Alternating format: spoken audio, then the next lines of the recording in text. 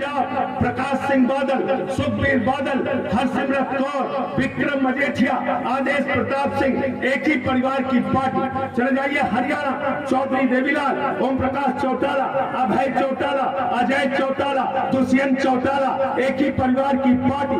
भूपेंद्र हुड्डा, दीपेंद्र हुड्डा, एक ही परिवार की पार्टी। चले जाइए महाराष्ट्र, बाल ठाकरे, आदित्य ठाकरे, उद्धव ठाकरे, एक ही परिवार की पार्टी। शरद पवार, सुप्रिया सुले, अजीत पवार, एक ही परिवार की पार्टी। चले आइए उत्तर प्रदेश, चौधरी चरण सिंह, चौधरी अजीत सिंह, जयंत चौधरी, एक ही परिवार की पार्टी। गुलाम सिंह यादव, अखिलेश यादव, रामगोपाल यादव, शिवपाल यादव, धर्मेंद्र यादव, डिम्पल यादव, प्रतीक यादव, आदित्य यादव, एक ही परिवार की पार्टी। चले जाइए बिहार, लालू यादव, राबड़ी यादव, तेजस यादव, मीसा यादव, तेजस्वी यादव, एक ही परिवार की पार्टी। रामविलास पासवान, पारस पासवान, चिराग पासवान, एक ही परिवार की पार्टी। चले जाइए झारखंड, हेमंत सोरेन, शिबू सोरेन, दुर्गा सोरेन, एक ही परिवार की पार्टी। चले जाइए उड़ीसा, बीजू पटनायक, नवीन पटनायक, एक ही परिवार की पार्टी। चले जाइए तमिलनाडु, करुणानिधि, कानी मोई,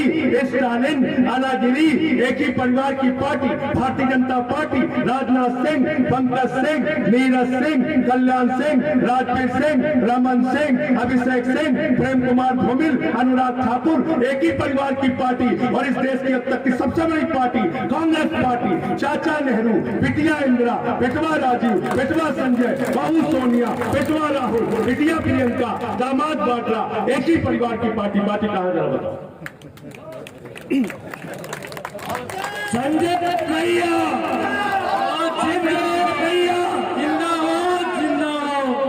पार्टी है, पार्टी है क्या? ये पार्टियां नहीं चल रही है, ये प्राइवेट लिमिटेड कंपनियां चल रही है, प्राइवेट लिमिटेड कंपनियां।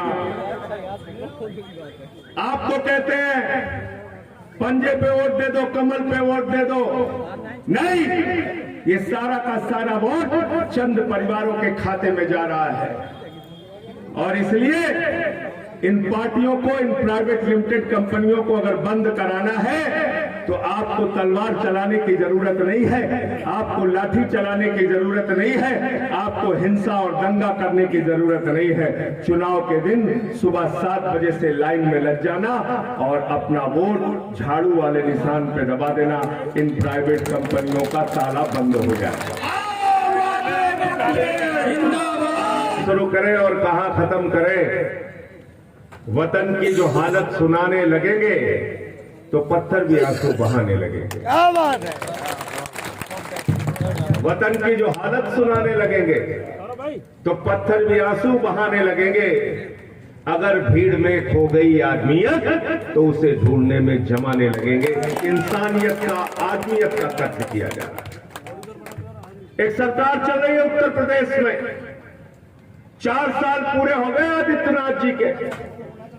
मुझसे पत्रकारों ने पूछा, संजय सिंह जी क्या विकास किया है उत्तर प्रदेश का 4 साल में आदित्यनाथ जी ने? तो मैंने कहा 1 साल में मेरे ऊपर 14 मुकदमे किए, 14 मुकदमे किया, देशद्रोह का मुकदमा कर दिया मेरे ऊपर। मैं देश की संसद का एक सांसद हूं। मैं पूछना चाहता हूं आदित्यनाथ जी, अगर मैं देशद्रोही हूं तो पीलीभीत में कैसे खड़ा हूं? मुझे उठा के जेल में डालो। अगर हिम्मत नहीं है तो ये मुकदमे वापस लो। फर्जी मुकदमों से हम लोग डरने वाले नहीं। संजय सिंह, संजय सिंह, आप फर्जी मुकदमे लिखते हैं इसलिए क्योंकि मैं गरीब की बात करता हूं, क्योंकि किसान की बात करता हूं, क्योंकि मजदूर की बात करता हूं, क्योंकि इस देश के अंदर जो जुल्म और जाति आपकी सरकार मुसलमानों के ऊपर, दलितों के ऊपर, पिछड़ों के ऊपर करती है, उसका सवाल उठाता हूं तो तुम हमारे ऊपर मुकदमे करते हो। एक नहीं, 1000 मुकदमे करो, लेकिन आवाज उठाना बंद नहीं करूंगा। हमारी आवाज जैसे बुलंद है वैसे आगे भी बुलंद है।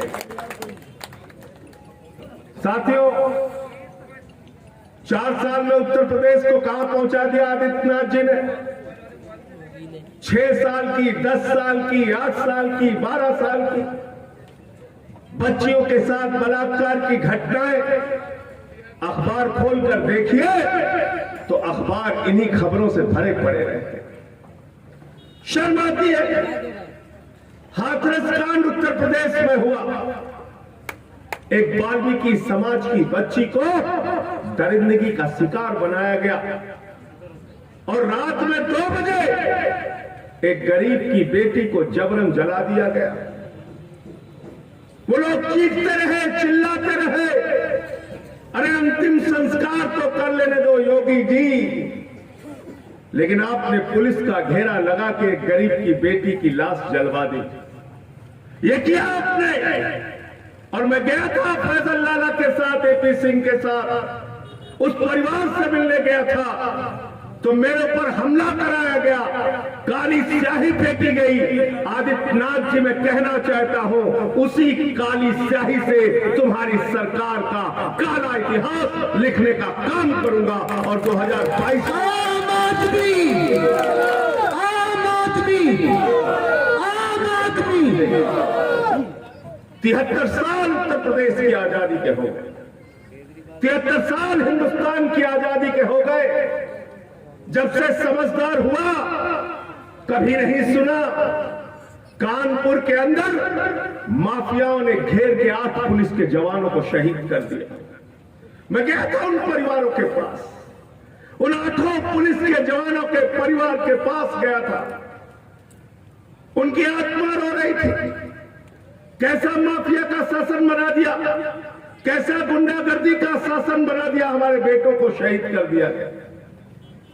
मैं पूछना चाहता हूं आदित्यनाथ जी, गरीब आदमी के लिए, आम आदमी के लिए आपकी सरकार में न्याय कहां है?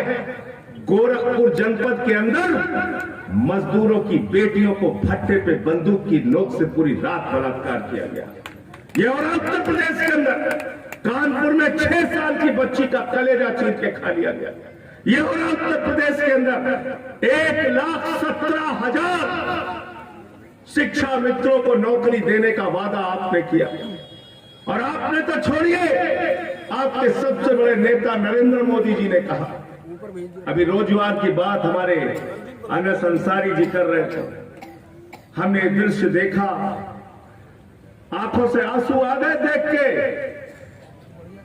सुहागिन महिलाओं ने लखनऊ की सड़कों पे अपने सिर मुड़वाए, शिक्षा मित्रों ने आत्महत्या की, लेकिन उनको नौकरी नहीं मिली।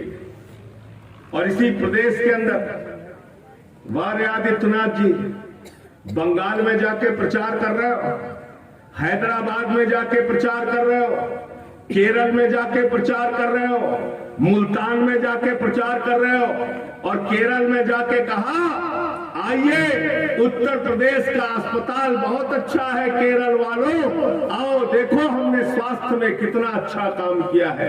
आपको शर्म नहीं आती?